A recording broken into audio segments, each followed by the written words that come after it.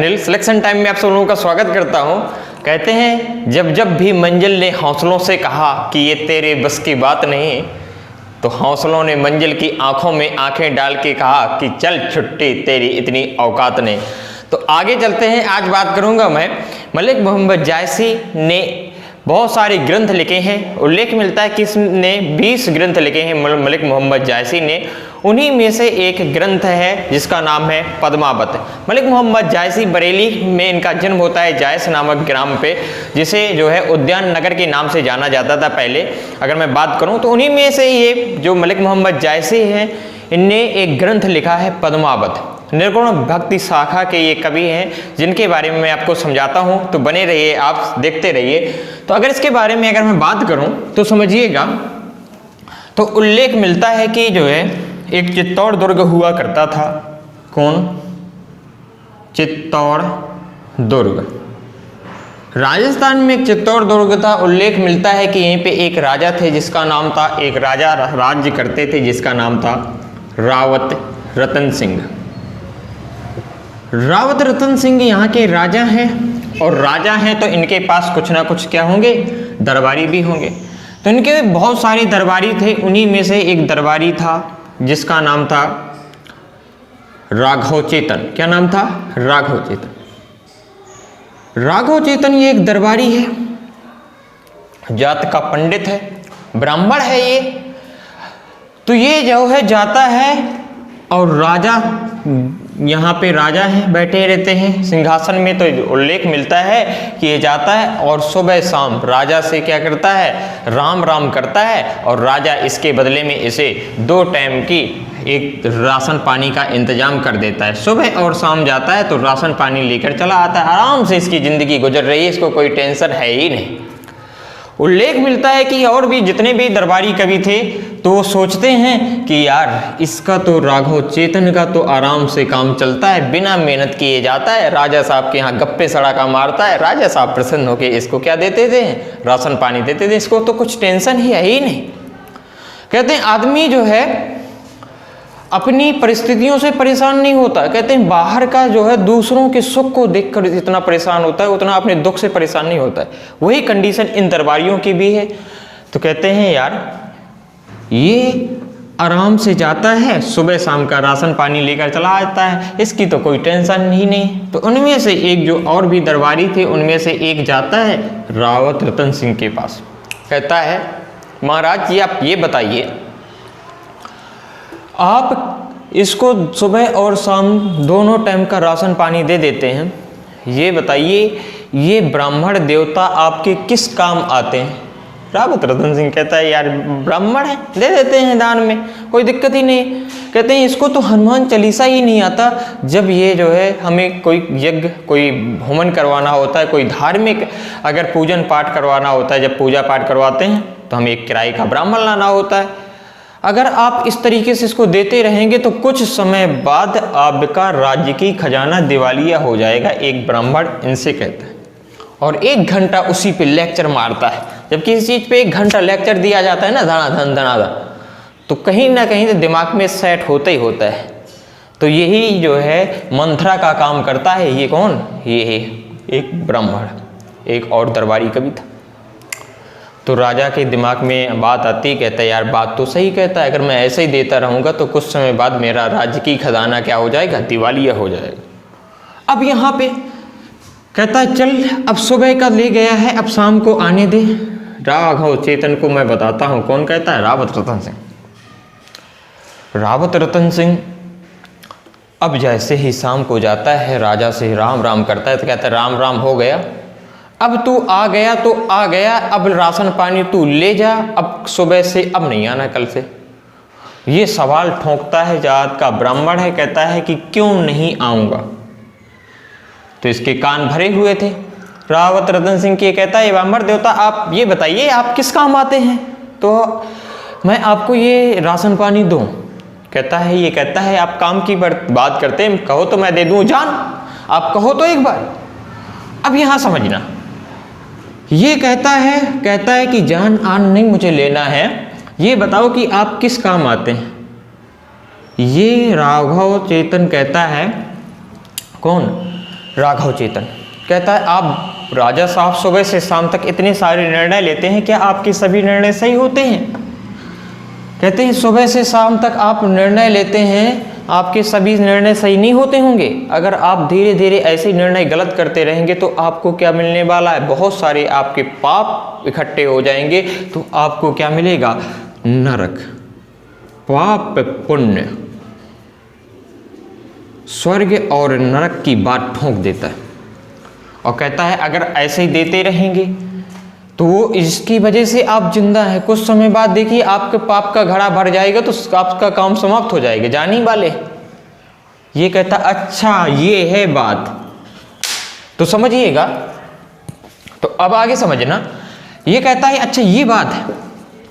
तो रावत रतन सिंह कहता है यार तो बताओ मुझे क्या करना चाहिए? ये कहता है कुछ नहीं, आप ऐसा करो कि यहाँ से कहाँ पे निकल जाओ, कहीं आप जो है तीर्थ यात्रा पे निकल जाओ 6 महीने के लिए, तब आप जो है ये आपके पाप कटेंगे नहीं, आपका पाप का घड़ा भर चुका है, कुछ समय बाद आपकी जाने वाले हैं आप, ये समझ लीजिए।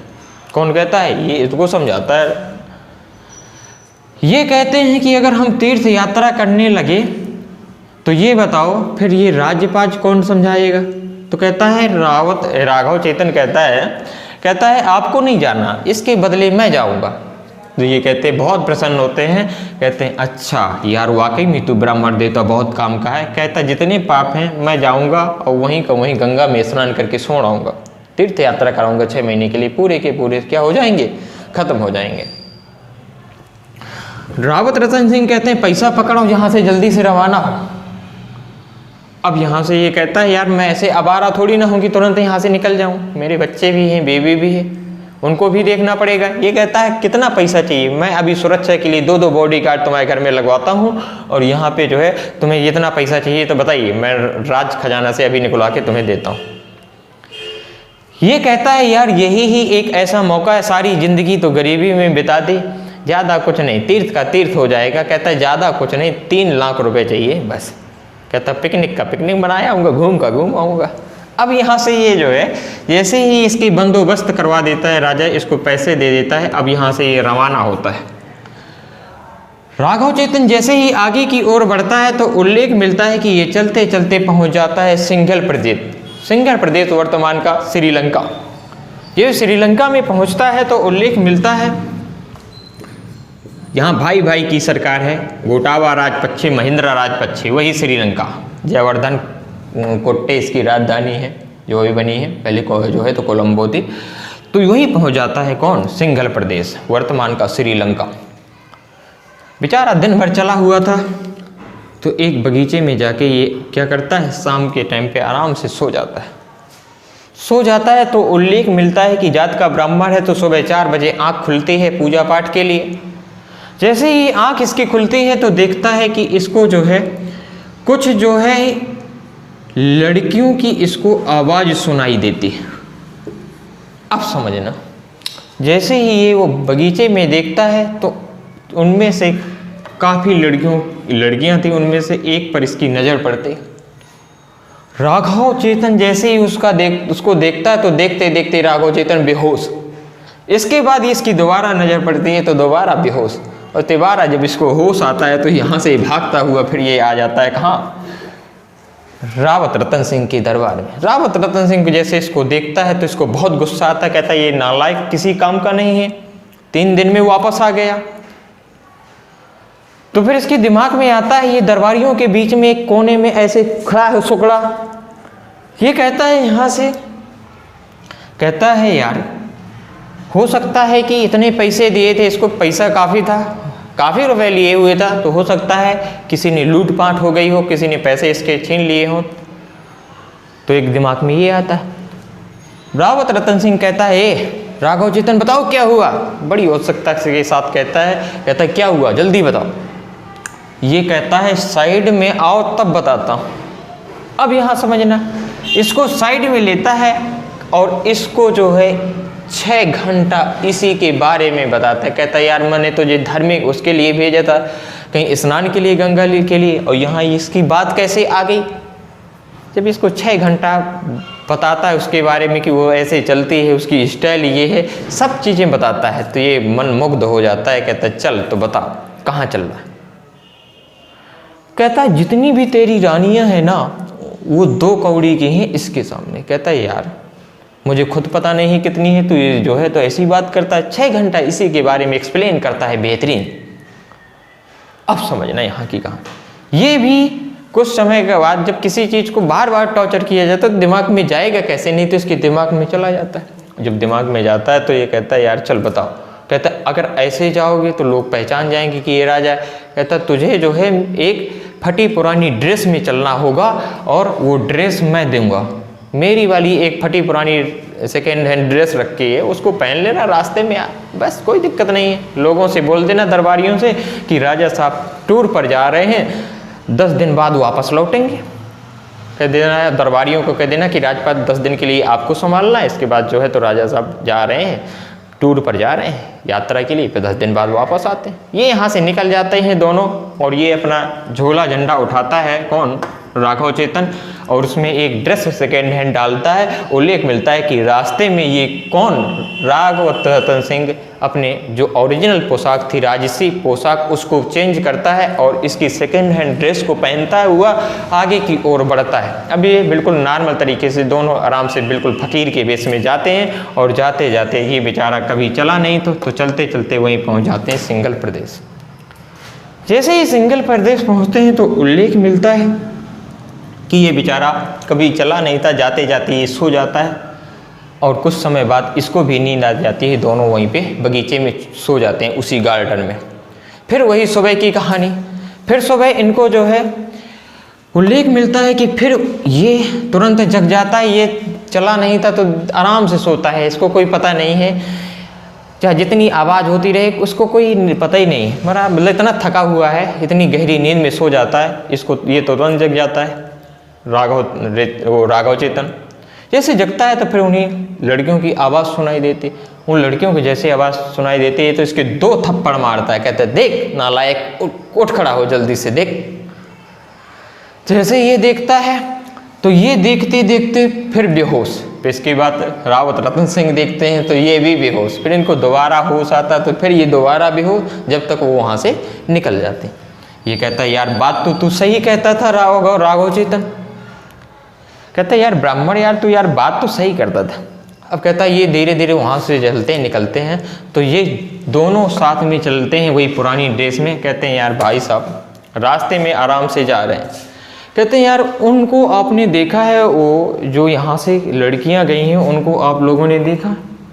कहता है यार वो लड़कियाँ या उनमें से कोई एक, तो हर कोई कहिए फिर नीचे की ओर गर्दन झुका लेते हैं जैसे इनकी चोरी पकड़ी गई हो। उल्लेख मिलता है कि फिर ये जो है हाँ ये कहता है, फिर जिससे किसी से पूछते हैं फिर वही जवाब आता है हाँ। ये कहता है हाँ वही एक। तो एक व्यक्ति इसको जवाब देता, कहता शीशे में जो है शक्ल देखी तुम्हारे जैसे उसके पीछे हजारों घूमते हैं, उसका नाम है पद्मनी। वो राजा गंधर्व सेन की पुत्री है। अब यहां समझना, ये रावत रतन सिंह इसकी पीठ थपथपाता है। कहता है यार मजा आ गया, वो भी राजा, वो राजकुमारी, राजा की बेटी, मैं भी राजकुमार। अब यहां समझना, अब आगे की कहानी अगर देखा जाए तो जैसे ही ये पहुंचते हैं तो मलिक मोहम्मद जायसी लिखता है कि ये पद्मनी इतनी सुंदर थी कि अगर जब ये पानी पीती थी तो गले में चलता हुआ इनका पानी दिखता था। अगर गुलाब की एक पंखुड़ी फट जाए तो ब्लड निकलने लगता था, अगर इनकी स्किन में अगर पड़ जाए शरीर में। इतनी सुंदर थी उस समय की। अब समझ लो मलिक मोहम्मद जायसी लिखते हैं, वही मलिक मोहम्मद जायसी जिनने अखरावट हो गया आपका आखिरी कलाम हो गया और ये ग्रंथ लिखा है, महाग्रंथ है जिसका नाम है पद्मावत। अब यहाँ आगे की कहानी समझो। जैसे ही ये निकलते हैं तो ये आगे जैसे ही पहुँचता है तो रावत रतन सिंह राघव चेतन से कहता है यार तू मेरी ओरिजिनल पोशाक निकाल, अब मज़ा आ गया, तू निकाल मेरी राजसी पोशाक। उसी समय कपड़े वपड़े चेंज करता है और आराम से देखता है ये स्टाइल से खींचता खांचता आराम से, फिर इसके बाद पहनता है और बस कहता है यार अब कुछ सही हो गया, अब कोई दिक्कत है नहीं। अब यहाँ समझना, अब ये दोनों जाते हैं वहीं दरबार में राजा साहब के यहाँ, कहाँ, गंधर्व सेन के यहाँ। गंधर्व सेन की ये पुत्री है कौन, पद्मावती। इसके दिमाग में आता है यार कहीं ये ना हो कि बेइज्जती कर दे राजा। इसके बाद ये भी कहता है कौन, कहता है यार बात तो सही कहता है, हो सकता है। इसके दिल में कह रहा है यार कहूँ कि ना कहूँ। ये कहता है इसने गीता पर रखा था तो कहता है यार अगर दिल में कोई बात हो तो कह देना चाहिए, चलते हैं देखते हैं जो होगा तो देखा जाएगा। ये दोनों पहुंच जाते हैं वहीं दरबार लगा हुआ गंधर्व सेन का। ये जाता है, कहता है I am king of Chittor दुर्ग। तो ये भी कहता है I am king of Singhal Pradesh. कहता है आगे बताओ आगे क्या हो।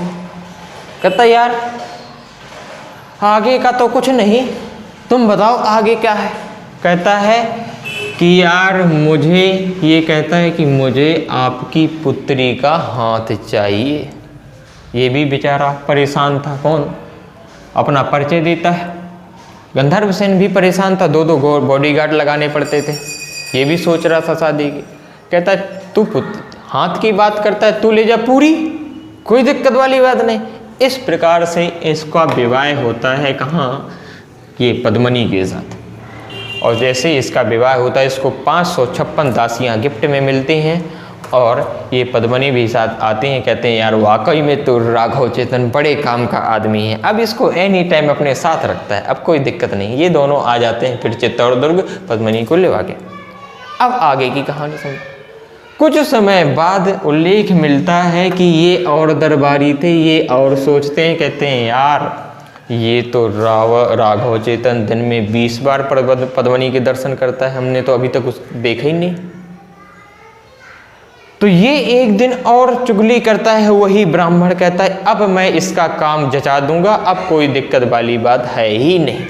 अब यहाँ समझिएगा, ये जाता है फिर रावत रतन सिंह के पास। कहता है ये ब्राह्मण देवता पहले आपके पास कितनी बार आते थे। तो कहता है पहले कितनी बार आते थे, 2 बार। अब कितनी बार आता है, कहता है अब 20 बार आता है। तो कहता है यार बात तो सही है। कहता है कुछ ना कुछ क्या है, लफड़ा है। अब यहाँ समझना, ये रावत रतन सिंह इससे कहता है राघव चेतन तू आज ही यहाँ से चित्तौड़ दुर्ग खाली कर दे, नहीं तुझे पता है जिंदा दफना दिया जाएगा अगर सुबह मिल गया तो। ये कहता है यार अगर मैं यहाँ से छोड़ के जाऊँगा तो पद्मिनी के दर्शन नहीं होंगे, वैसे ही मर जाऊँगा, और अगर यहाँ से नहीं जाता हूँ तो ये सुबह दफना देगा, तो दिक्कत दोनों में। कहता है यार मैं क्यों मरूँ, मरे कोई और। तो ये भागता हुआ चला जाता है राघव चेतन कहाँ, दिल्ली दरबार। कहाँ पे, दिल्ली में दरबार लगा हुआ है अलाउद्दीन खिलजी का। अलाउद्दीन खिलजी के दरबारी हैं, वहीं पे जाके ये भी जाता है। कहता है दरबारियों से कहता है कि अलाउद्दीन खिलजी से बता दीजिए कि एक ब्राह्मण देवता आया है और आपसे मिलना चाहता है। ये कहता है उसको यहाँ प्रकट करो। किसको, इसी को, राघव चेतन। राघव चेतन जैसे ही वहाँ प्रकट होते तो ये 1 घंटा चित्तौड़ दुर्ग के बारे में बोलता है। कहता है जितना सुंदर चित्तौड़ दुर्ग, आपका दिल्ली दरबार ये कुछ है ही नहीं जितना सुंदर चित्तौड़ दुर्ग है। 1 घंटा चित्तौड़ दुर्ग के बारे में बात करता है, फिर 2 घंटा पद्मिनी के बारे में बात करता है। कहता अच्छा। अब यहाँ समझना, जैसे ही कहता है कि यार इतना सुंदर चित्तौड़ दुर्ग है, कहता है यार बात तो सही है। ये प्लान बनाते हैं अलाउद्दीन खिलजी देखने के लिए चित्तौड़ दुर्ग। तो जितना इसने बताया था उससे कहीं 20 गुना सुंदरता चित्तौड़ दुर्ग उल्लेख मिलता है। तो इसके दिमाग में कीड़ा जाग जाता है, यार वाकई में पद्मिनी कितनी सुंदर ना होगी। अब उल्लेख मिलता है कि ये अलाउद्दीन खिलजी इससे कहता है कि मुझे एक बार पद्मिनी के दर्शन करवा दें। ये कहता है ऐसा कुछ नहीं है, दर्शन कुछ नहीं होंगे। ये फिर से दोबारा कहता है अगर तुम्हें देखना ही है तो तुम्हें जल झरोखा दर्शन करवाए जाएंगे, ऊपर से पद्मिनी देखेंगी, उनकी छाया नीचे पड़ेगी, बस। अब यहाँ उल्लेख मिलना आगे की कहानी में अगर देखा जाए तो उल्लेख मिलता है जैसे ही ये देखता है अलाउद्दीन खिलजी आता है, इनके बीच में आपसी संबंध बनते हैं। तो ये कहता है चल, और जैसे ही इसको दिखाता है जल झरोखा दर्शन, तो उल्लेख मिलता है कि उसी समय इसको चक्कर आने लगता है अलाउद्दीन खिलजी। अब यहाँ समझना, जैसे इसको चक्कर आने लगता है तो ये क्या करता है अलाउद्दीन खिलजी, वहीं से आराम से अपने आप को संभालता हुआ और आ जाता है कहाँ, दिल्ली दरबार। ये प्लान बनाता है, प्लान बनाता है तो उल्लेख मिलता है कि ये आपस में इसके एक साथ कहता है मैं आपसे संधि कर लेता हूँ, एक दिन ये पार्टी के लिए कहते हैं एक दिन आपके यहाँ घर में एक दिन पार्टी होगी। और ये अपनी कूटनीति का प्रयोग करता हुआ कौन, अलाउद्दीन खिलजी यहाँ पे एक तलवार खोस के जाता है। और जैसे ही पार्टी ख़त्म होती है, इसके बाद हमारे यहाँ पे परंपरा चली आ रही है कि अगर कोई घर में आता है उस गेट तक छोड़ने तो जाते हैं। और उल्लेख मिलता है कि चित्तौड़ दुर्ग के चारों तरफ ये क्या लगवा देता है, सैनिक लगवा देता है। और बीच में कौन, दोनों लोग घर के जैसे ही बाहर निकलते हैं दोनों, ये अलाउद्दीन खिलजी को छोड़ने जाता है रावत रतन सिंह, जैसे ही बाहर निकलता है तो इसके ये अपनी कूटनीति का प्रयोग करके तलवार निकालता है, इसके गर्दन में रख देता है, कहता अपने आप को हवाले कर दे। और उसके सैनिक थे उसको बंधक बना के दिल्ली ले जाते हैं, दिल्ली ले जाते हैं। अब ये कहानी मैं आपको अगले एपिसोड में समझाऊंगा। अगर आप चाहते हैं कि आपको ये पूरी कहानी मिले तो आप मुझे कमेंट करके ज़रूर बताइएगा। आप लोगों को इसके बाद कुछ समय बाद मैं IPC CRPC समझाता हूँ कि कोई क्राइम बनता कैसे, उसके बारे में अगला एपिसोड आने वाला है, अगला वीडियो जो आएगा। तो आप मुझे बताते रहिए, अपनी प्रतिक्रिया देते रहिए। महिलाओं, बच्चों, अन्नदाताओं और सैनिकों का सम्मान करिए। यही देश की शान है, यही देश की आन है। थैंक यू सो मच, धन्यवाद।